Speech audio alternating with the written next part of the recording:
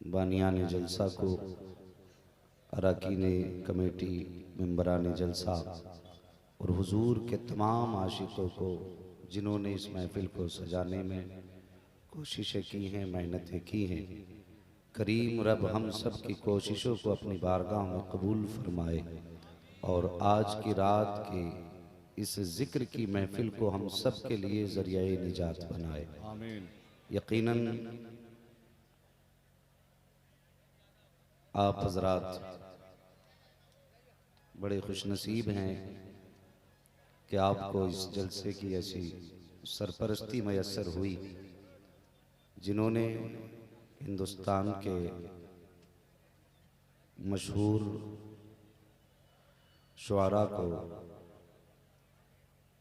और हज़रत अल्लामा मौलाना मुफ्ती मसीहुद्दीन हशमती दामज़िल्लहुल आली जैसे ख़तीब को आज की रात मदऊ किया।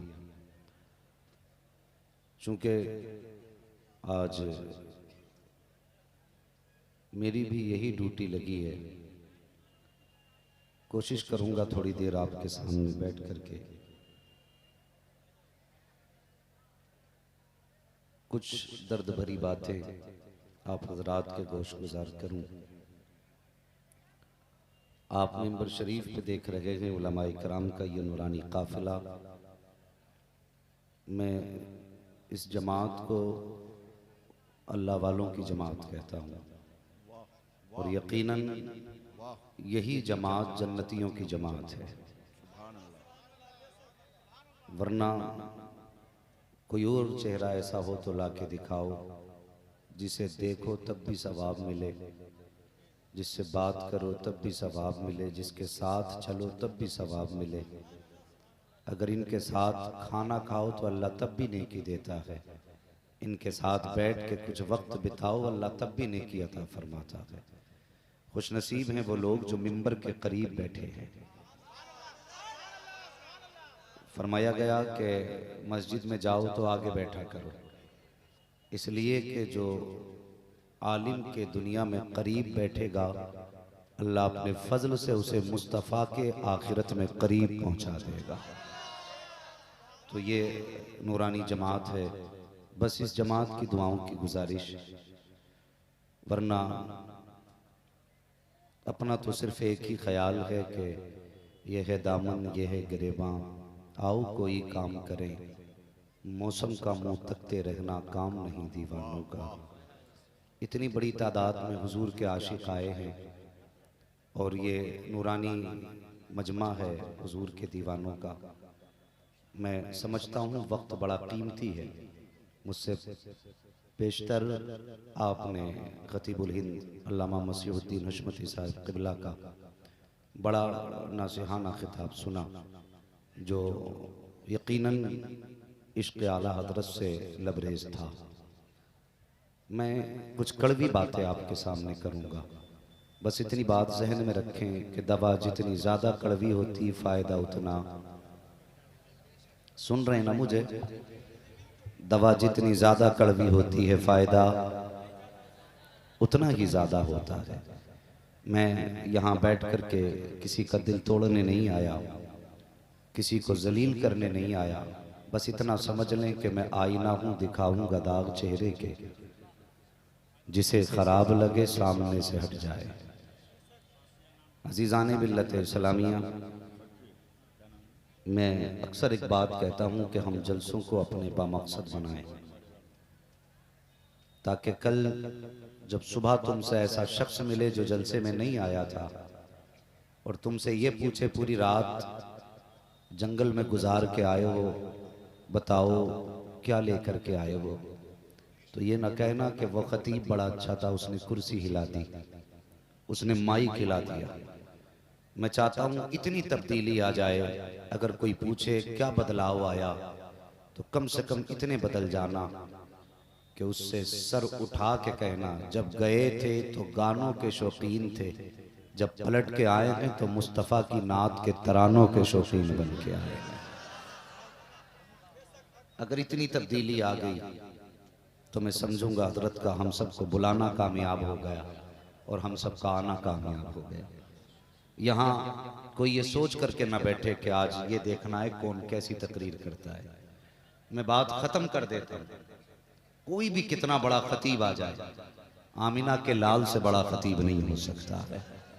कितना भी बड़ा कारी आ जाए, मेरे हुजूर से बड़ा कारी, बोले हुजूर से बड़ा कारी नहीं हो सकता है। सच ये है, अल्लामा दिलकश राजवी साहब क़िबला भाई असद इकबाल साहब, सच ये है कि अगर कोई बंदा ये कहे यार फला मौलवी ने कमाल कर दिया, तो ये कमाल मौलवी का नहीं, कमाल आमिना के लाल का है।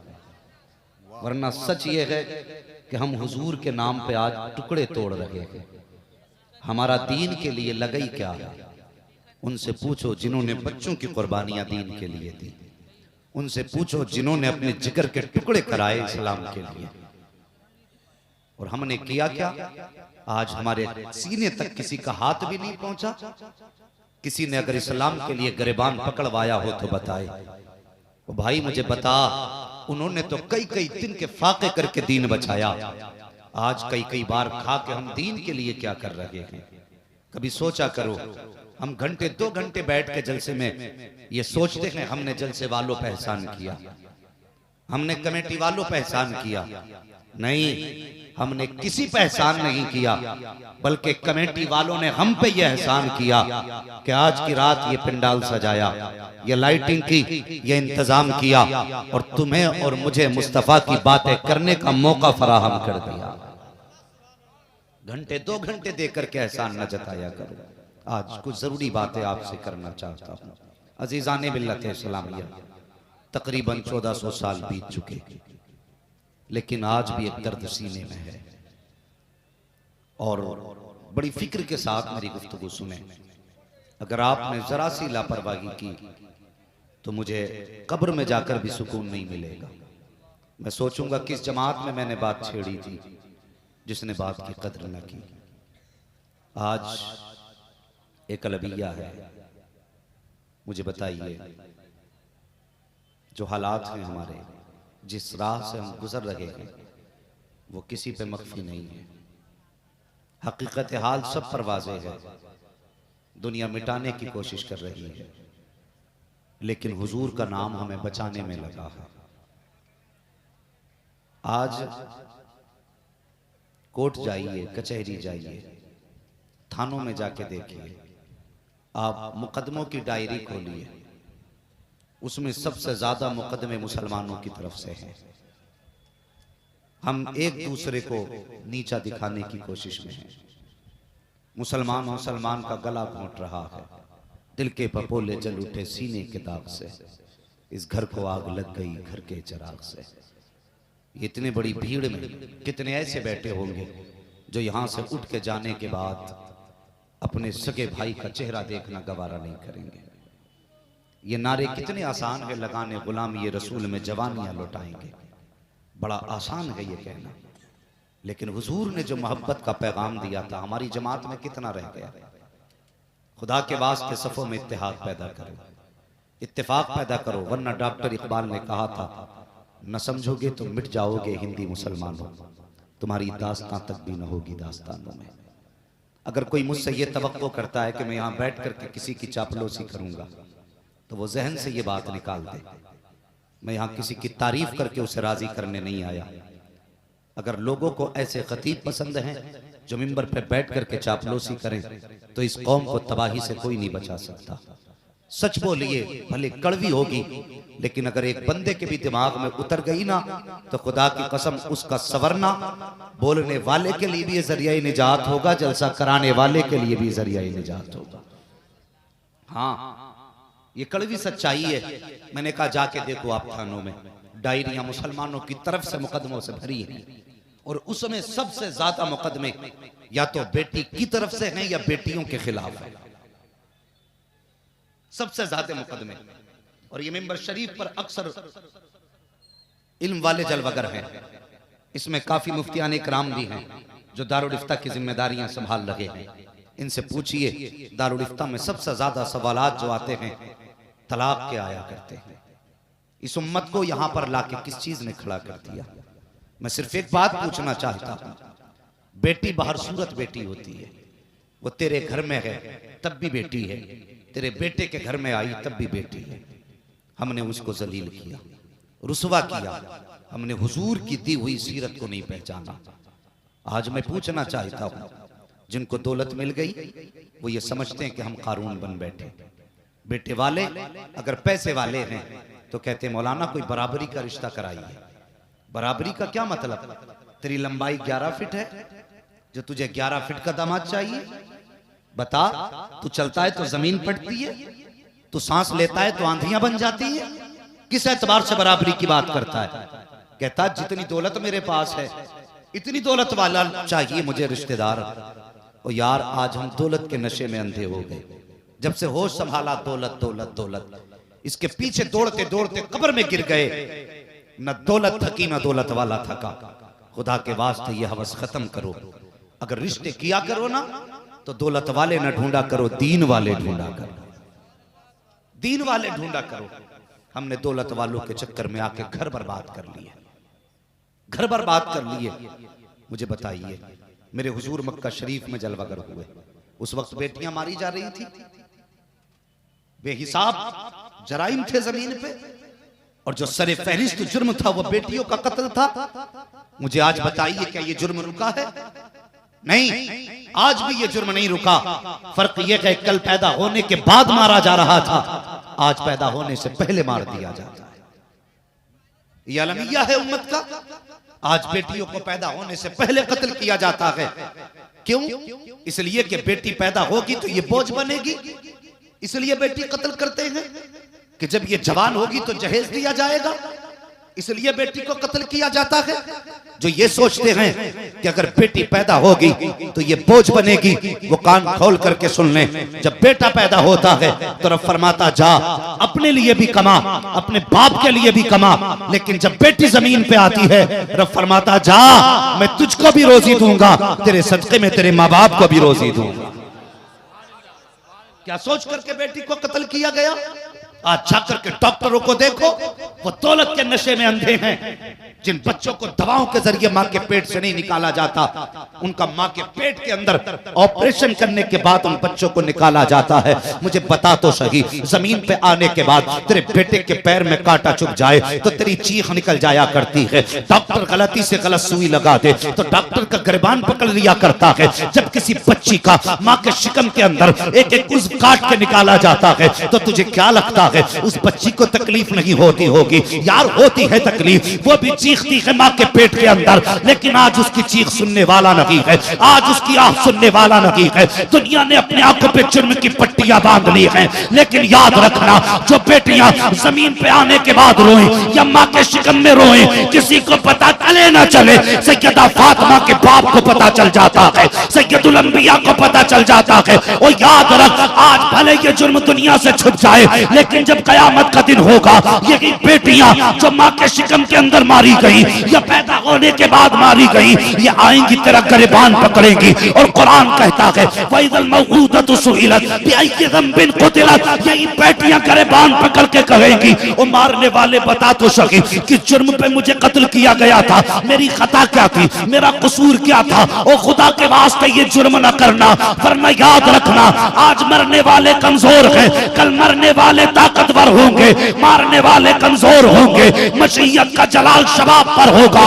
रब फरमाएगा आओ मजलूमो आज बदला मांगो, तुम मांगते जाओगे मैं देता जाऊंगा, उस दिन कोई बचाने वाला ना होगा।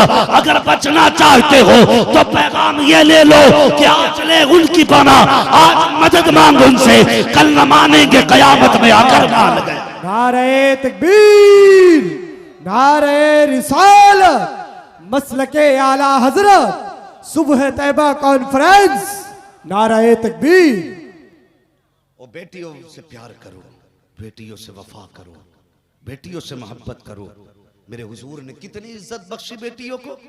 और घर जाके बेटियों को सुनाना, अपनी बेटियों से कहना, जब वो नकाब उतार के चलें तो कहना खुदा के वास्ते हुजूर के दीन में जो पर्दा दिया है इसको न ठुकरा, वरना अगर हुजूर ना होते तो तेरी कोई औकात ना होती, कोई तेरी आबरू ना होती। बेटियों को इज्जत बख्शी है आमीना के लाल ने, बेटियों को वकार बख्शा है आमीना के लाल ने। और कितना दुख होता है, कई बेटियों को इसलिए तलाक हो जाया करती है कि वो जहेज मुंह मांगा नहीं लाई है। कई बार बेटियों को इसलिए हम निकाल देते हैं कि वो हमारी मर्जी के मुताबिक हमें कैश नहीं दे पा रहे। रहम करे अल्लाह इस कौम पर, रहम फरमाए। लोग कहते हैं बेटे वाले जिम्मेदार हैं, मैं कहता हूं नहीं, ये आज बढ़ती डिमांड जो है, जो गरीबों के लिए मुश्किल हो गए हैं निकाह, इसकी जिम्मेदार ये बेटी वाले भी होते हैं। सिर्फ बेटे वाले नहीं, बेटी वाले भी जिम्मेदार होते हैं। क्यों? अगर किसी के लड़के को देख लिया ना, अल्लामा साहब के उसने 3 महीने प्रैक्टिस किया हॉस्पिटल में, हैं तो नजर में पहले ही रख लेते, डॉक्टर बन गया, डॉक्टर बन गया, तो जेब में 5 लाख लिए घूम रहा। असद भाई से कहने लगा इससे मेरी बेटी का रिश्ता करा दो, मैं 5 लाख रिश्ते में दूंगा। यहां से शुरुआत हुई तो वो सोचता है बोली लगने लगी, अभी 5 वाला आया, अब 8 वाला आएगा, फिर 10 वाला आएगा। और खुदा के वास्ते तूने 10-5 लाख में दामाद खरीदा, 3 महीने का डॉक्टर खरीदा, कितने लोग इसकी सुई से मरेंगे और कितने लोग इसकी दवाई से मरेंगे। कम से कम देख रहा था, पूरा डॉक्टर तो देख लेता। आधी आधी डॉक्टरियां देख के निकाह कर रहे हो। कल जब बेटियों को घर से निकाला जाता, मुफ्ती साहब कोई तावीज दे दो, दामाद लेने नहीं आ रहा। अल्लाह के बंदे, तूने कल देखा होता, जब बेटी का रिश्ता करने गया था तब देखता, डिग्री ना देखता, मुस्तफा की दी हुई शरीयत देख लेता। हाँ, जो हुजूर का नहीं हो सकता वो तेरी बेटी का भी नहीं हो सकता। जिसके दिल में खुदा का डर नहीं, उसके दिल में ससुर का डर खाक होगा। हम आंखें बंद करके रिश्ते करते हैं। ये बढ़ती डिमांड इन्हें खत्म करो। आज कितनी बेटियां फांसी लगा के मर रही हैं। कई बापों ने तो बच्चों को साथ लेके ट्रेन के आगे छलांग लगा दी। इसके जिम्मेदार वो अमीर हैं जिन्होंने गरीबों का निकाह मुश्किल कर दिया। और मुझे बताओ, अगर किसी की गोद में सिर्फ बेटी पैदा हो रही है, आ रही है, तो उसमें बेटी का कसूर क्या है? कोई खता है? इसलिए बेटियों को तलाक हो रही है कि इसकी गोद में सिर्फ बेटियां ही बेटियां हैं, कोई बेटा ही नहीं है। और कुरान तो ये कहता, अल्लाह जिसे चाहता है बेटियां देता, जिसे चाहता बेटे देता है, और जिसे चाहता दोनों देता, जिसे चाहता कुछ भी नहीं देता। जब ये फैसले रब की तरफ से हैं तो हमने किसी की बेटी को इसका जिम्मेदार क्यों ठहराया? मरना नहीं है हमें, खुदा को जवाब नहीं देना। खुदा के वास्ते अगर बेटी पैदा हो तो चेहरा ना बिगाड़। और नसीब वाले हैं जिनके आंगन में बेटियां मुस्कुराती हैं, वरना हमने देखा है अगर बेटे 10 भी हो, बेटी ना हो तो घर कब्रिस्तान लगता है। और बेटा एक भी ना हो, एक बेटी हो तो छोटा सा घर भी जन्नत का महल लगा करता है। पूछो बेटी वालों से जिनको खुदा ने बेटियों से नवाजा है, और कितने भी थक के पलट के आओ, कितनी भी थकन चढ़ी हो, बेटी दौड़ के आके सीने से लग जाए, अल्लाह उसके कदम की बरकत से बाप की सारी थकन उतार देता है। ये बेटी होती है, लेकिन हमने बड़ा जुल्म किया बेटियों पे। कितना जुल्म किया? सुने, जब पैदा हुई तो मुंह बिगाड़ लिया हमने, बेटी आई है। कई लोगों से इस तरह की खबरें मिलती हैं कि तूने मीठा तकसीम नहीं किया। वो कहता इरादा था मैं मिलाद कराता, लेकिन बेटा होता तब। बेटी हुई है, ऐसा लगता है जैसे पहाड़ टूट पड़ा, ये महसूस होता है। वो कहता बेटा होता तब मैं जश्न मनाता, बेटी हुई है। और खुदा के बंदे, बेटी जब हुई है ना, ये बोझ बन के नहीं आई है, बल्कि तेरे घर में रहमत बन के आई है, रहमत बन के आई है। जब बेटी पैदा हुई तब हमारा चेहरा बिगड़ गया। बेटी ने थोड़ा सा होश संभाला, बाप परदेश से बाहर आया, हाथ में चीज की थैली, मीठे की थैली, फल की थैली, और जैसी घर में आया ना तो सबसे पहले यकीन जानिए, जब बाप आता है ना तो एक बेटा एक बेटी घर में हो, ना आजमाया हो तो आजमा लेना। बेटा बैठे बैठे इंतजार करता बाप मेरे पास आए, लेकिन जब बेटी को पता चलता ना बाप दरवाजे पे आ चुका है, नंगे पैर दौड़ जाती है और बाप की तरफ दौड़ के उसके कदमों से लिपट जाती है। बेटी दौड़ के आई, बाप के हाथ में सामान था, और यार उसने थैली नहीं थामी, उसने फल नहीं पकड़े, बल्कि बाप के कदमों से लिपट गई। बाप ने उससे कहा तेरा भाई कहाँ है? आवाज दी तो अंदर से आवाज आई, अब्बा मैं यहाँ हूँ। उसने बेटी को किनारे किया, बेटे के पास गया, गोद में उठाया। तुम्हें क्या लगता है जब तुमने बेटी को किनारे किया तो उस वक्त बेटी को एहसास नहीं हुआ? बेटी उस वक्त समझ चुकी है कि मेरा बाप मुझसे ज्यादा ज्यादा बेटे से प्यार करता है, लेकिन उसने सब्र का पत्थर दिल पे रखा, बाप से कोई शिकवा ना किया। बाप ने कहा जा जा बेटी पानी ला के दे, वो पानी लेने चली गई। कभी बाप ने खाने के काम में लगा दिया, उसने ये नहीं कहा अब्बा जो चीज हाथ में लेके आया है इस पे मेरा भी हक है। बेटी ने सब्र किया। जब जवानी की दहलीज पे बेटी ने कदम रखा, बाप बेटी का चेहरा देख के गर्दन झुका लेता है। बेटी कहती है अब्बा गर्दन क्यों झुक गई? तो बाप कहता बेटी जब से तू जवान हुई है तब से तेरी शादी की फिक्र खाए जाती है। बेटी को फिर सदमा हो गया, ए मेरे मालिक में इतना बड़ा बोझ हो गई कि जिस दिन से जवान हुई हूँ बाप की गर्दन झुक गई है। बेटी फिर रो देती है। जब बेटी का निकाह होता है या रिश्ते का वक्त आता है तो दुनियादार नोचने वाले कुत्ते उस बेटी के घर पे आके कीमत लगाया करते हैं। और मुझे बता तो सही, कहते 10 लाख लेंगे 5 लाख लेंगे, दिल पे हाथ रख के बता अगर तेरी गोद में 3 साल की बेटी हो बता उसे 5 लाख में बेच सकता है, 10 लाख में बेच सकते हो किसी को? और यार 10 लाख छोटी कीमत है, अगर 20 लाख में कोई बेच सकता हो अपनी बेटी को तो मुझे भी हाथ उठा के बता दे कि मैं बेटी को 20 लाख में बेच दूंगा। कोई अपनी बेटी को 20 लाख में नहीं बेच सकता। उसके जिगर को सलाम कर जिसने 20 साल की पली पलाई बेटी तेरी गोद में डाली और तुझसे कोई कीमत नहीं मांगी। अगर तुझे हया है तो पूरी जिंदगी उस बाप का भी शुक्रिया अदा किया कर, उस खानदान का भी शुक्रिया अदा किया। एक तो बेटी दी किसी ने, उसके बावजूद खाने लग गए। जब आए ना दरवाजे पे रिश्ते वाले, अल्लाह माफ फरमाए, मैं किसी को तकलीफ देना नहीं चाहता लेकिन सच बोलना चाहता हूँ। रिश्ता होता है, फोन करके कहते हैं 10 लोग आ रहे हैं बेटी को देखने के लिए। ओ यार बेटी का रिश्ता बड़ा नाजुक है, बड़ा नाजुक रिश्ता है बेटी का, तुम नहीं जानते। अगर बच्चियों को तलाक हो जाती है तो जिंदगी मुश्किल हो जाती है।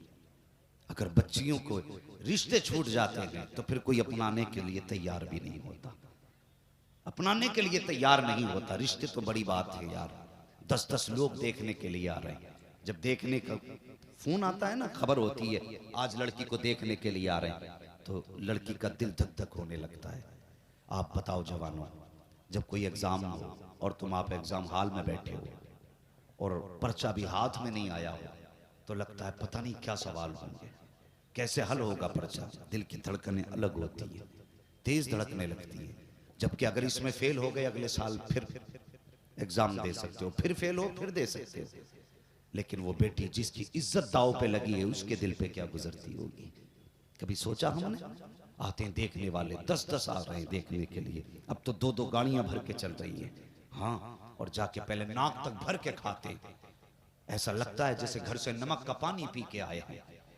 अब पेट भर के, कई दिन से नहीं खाया था, आज नाक तक भर के खाया। उसके बाद कहते हैं लाओ जी बेटी दिखाओ। बेटी कोई तमाशा है? लाओ जी बेटी दिखाओ, खेल बना रखा है। और देखने वालों को हया आनी चाहिए। लड़का कहता बेटी देखने के लिए मेरा खलेरा भाई जाएगा, मेरा फूफी का बेटा जाएगा, मेरा चचा का बेटा जाएगा। और बेगैरत ये इनके घर में नहीं तेरे घर में रहेगी। तू देखने किसे भेज रहा है? किसी की बेटी की इज्जत का तमाशा ना बना।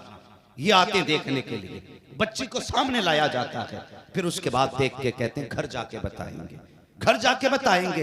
3 दिन हो जाते हैं, बेटी वाला फोन करके कहता है बताओ कोई जवाब नहीं दिया। कहा नहीं अभी फलां से मशवरा नहीं हुआ, अभी फलां से मशवरा नहीं हुआ। 3 दिन तक बच्ची नहीं सोती, अल्लाह जाने क्या जवाब आएगा। 3 दिन के बाद फोन की घंटी बजती है। जब फोन रिसीव होता है पूछा जाता बताओ क्या रहा, तो कहते हैं कि रिश्ता हमें पसंद नहीं है। कहा किस लिए? कहा तुम्हारी बच्ची की आंखें छोटी हैं, तुम्हारी बच्ची की नाक नीची रह गई, कद छोटा रह गया। और यार बात कद और नाक की नहीं है, बात ये है ये 3 दिन तक इसलिए इंतजार करते हैं। देखें उधर से ऑफर क्या आता है, 10 लाख का ऑफर है कि 15 लाख का ऑफर है। अगर 20 लाख मिलेंगे तब तो रिश्ते में हाँ कहा जाएगा। वो हया किया करो। जब किसी की बेटी को ये पता चलता है कि छोटी आंख कह के ठुकराया गया है, छोटा कद कह के टाला गया है, नाक नीची बताई गई है, तो वो रात को दुपट्टा चेहरे पर डाल के रोती है, कहती है मालिक अगर कद छोटा है तो मेरा कसूर क्या है, आंख छोटी है तो मेरा कसूर क्या है, नाक नीची है तो मेरा कसूर क्या है। और याद रख जब बेटियां रोया करती हैं